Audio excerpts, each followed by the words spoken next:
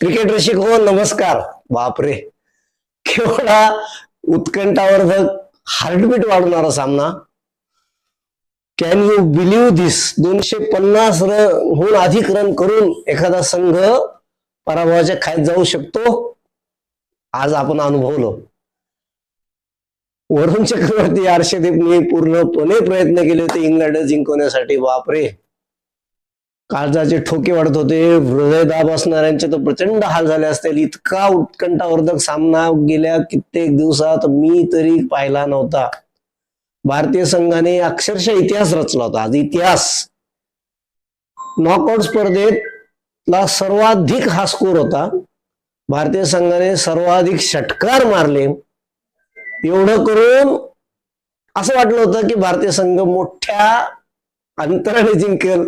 भारतीय संघ केवळ आणि केवळ 7 धावांनी जिंकलाय. पण हा विजय आहे. अहमदाबादचं तिकीट देणार विजय आहे. आणि करोडो अब्जो रसिकांना केवळ आणि केवळ आनंद आणि हर्षातिरेकाने बेभान करणारा हा विजय. Well paid boys, well paid. Absolutely great inning by Sanju Samson, Shivam Dube आणि तो इंग्लंडचा मुलगा जेकब बेथल. काय प्रतिकार केलाय मंडळी. सेमीफायनलच्या सामन्यात एखाद्या संघाच्या विरुद्ध त्यांच्याच देशात त्यांचे प्रेक्षक, लाखो प्रेक्षक त्यांच्या बाजूने जय जयकार करत असताना, त्यांना प्रोत्साहन देत असताना एक 25-30 वर्षाचा मुलगा धीरोदात्तपणे उभा राहतो आणि त्याच्या आयुष्यातली नवे नॉकआउट सामन्यातली one of the best inning. नक्कीच ही इनिंग क्रिकेटमधली उल्लेखली जाईल. ऑल टाइम ग्रेट इनिंग मध्ये एक असणार आहे. त्याने सामना ऑलमोस्ट इंग्लंडच्या बाजूने फिरवला होता आणि असं वाटत होतं की आज भारत काही एवढं होऊ नये, भारत जिंकेल असं वाटत नव्हतं. अर्थात मेंदू नाही म्हणत असला तरी हृदय म्हणत होतं की भारत जिंकणार नाही. शेवटी तसंच झालं. Credit goes to Jasprit Bumrah, Hardik Pandya. दोघांनी फार सुंदर ओव्हर टाकले आणि अक्षर पटेलचं योगदान कोण कसं विसरेल. जे कॅच घेतले त्यांनी अप्रतिम आणि अफाट कॅच घेतलेत, अविश्वसनीय कॅच घेतलेत. कॅचेस विन मॅचेस आज खऱ्या अर्थाने पुन्हा एकदा अनुभवायला मिळालं. अक्षर पटेलने जे कॅच घेतलेत ना, खरंच म्हणजे अविस्मरणीय आणि अद्भुत आहेत, अविश्वसनीय कॅच आहेत ते. 253 धावाचं लक्ष भारतीय संघाने, म्हणजे सामना इंग्लंडची इनिंग सुरू होण्याआधी अक्षरशः पहाडावर वाटत होतं. ते लिटरली टेकडी सुद्धा नाही असं इंग्लंडच्या फलंदाजांनी दाखवलं. बरं, त्यांच्या विकेट पडल्यावर ते घाबरले नाही. त्यांनी कुठं माघार नाही घेतली आणि जो त्यांच्या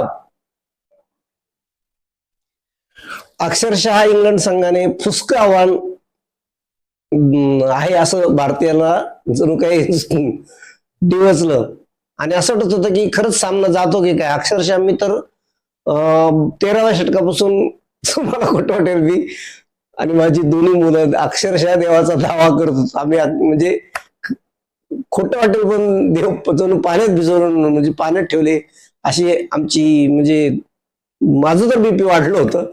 पण खरं जसप्रीत बुमराह खरंच आपल्याला मिळालेलं एक फार मोठी देण आहे परमेश्वराने. ते जे 16 ओव्हर टाकलं, त्याच्यानंतर हार्दिक पांड्याने ओव्हर टाकलं. हार्दिक पांड्याने जे ओव्हर टाकलं ना, म्हणजे ते कळस होता त्या, म्हणजे बुमराहने रचला पाया, पांड्या झाला कळस असं म्हटलं तर त्यात खरंच काहीच चूक होणार नाही.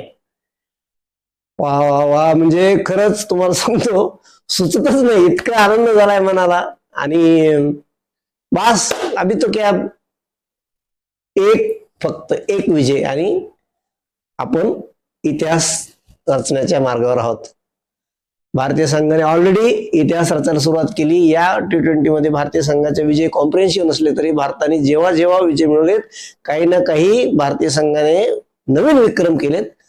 तर 8 तारखेला अहमदाबाद येथे भारतीय संघ तिरंगा शानमध्ये फडकावेल आणि भारतीय संघ तिसऱ्यांदा T20 वर्ल्ड कपचा बादशाह होईल यात माझ्या मनात काहीही शंका नाही.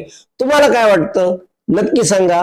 भारतीय संघाचं मनपूर्वक अभिनंदन करण्याआधी संजू सॅमसनचं आपण सगळे मिळून खूप खूप खूप अभिनंदन करूयात. हार्दिक पांड्या बुमराला अभिनंदन करू आणि ऑफकोर्स वी कांट फॉरगेट अक्षर पटेल. अक्षर पटेलनी आज पुन्हा एकदा सिद्ध केलं की खऱ्या अर्थाने catches win matches. Congratulation team India, proud of you. खरोखर तुमचा खूप अभिमान वाटतो. जिंकलं मनाला एकच हृदय, किती वेळ जिंकणार. खूप खूप खूप धन्यवाद बॉईज.